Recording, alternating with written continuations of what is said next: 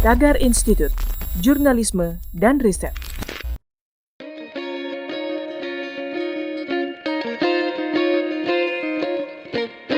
Halo Tagarians, para penonton Tagar TV dan juga pembaca Tagar ID, apa kabarnya? Senang sekali saya, Kori Olivia, bisa kembali menemani Anda di Tagar TV. Hari ini saya ingin membacakan ulasan pilihan redaktur Tagar tentang sejarah kartun Donald Bebek. 9 Juni 1934 adalah hari terciptanya salah satu karakter Disney, Donald Bebek. Tokoh bebek cerewet dengan baju pelaut biru tanpa celana itu tampil pertama kali dalam film kartun berjudul The Wise Little Hen sebagai peran figuran. Gaya berbicara Donald Bebek memang terkesan nakal, dengan raut wajah yang lucu dan cenderung berbicara tidak jelas karena suaranya yang parau. Donald Bebek akan sangat mudah dikenali dari suaranya yang sangat parau, bahkan sampai nyaris tidak bisa terdengar jelas. Menariknya, agar penonton mengerti apa yang dibilang Donald, para animator film kartun Donald membuat tokoh lain yang ada di dekatnya mengulangi perkataan Donald. Diketahui pengisi suara parau Donald adalah Clarence Nash, pria kelahiran Oklahoma yang memang memiliki bakat alami sebagai peniru suara binatang. Pada awal 1930-an, Nash sampai ke California Selatan dan bekerja sebagai pembawa iklan sebuah perusahaan susu di radio. Secara tidak sengaja, pihak Walt Disney mendengar iklan itu dan memanggil Nash untuk mengikuti audisi di studionya. Nash terus mengisi suara Donald Bebek hingga maut menjemputnya pada 1985. Kita kembali ke karakter Donald Bebek yang ternyata sukses disukai banyak orang.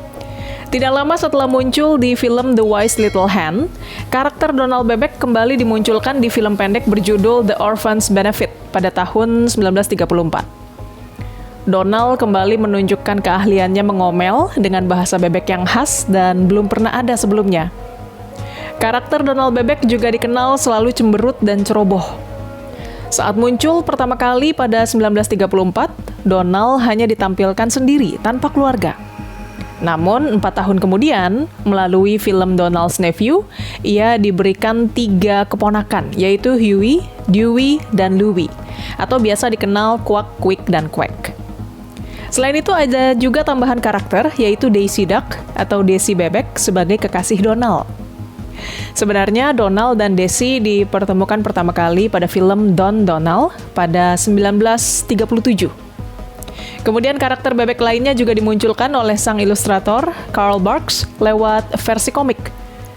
Sejak 1943, Barks secara khusus membuat cerita dan menggambar sendiri saudara dan teman Donald seperti Paman Gober sebagai bebek terkaya sedunia, Untung Angsa sebagai angsa yang paling beruntung, dan Lang Linglung sebagai penemu jenius.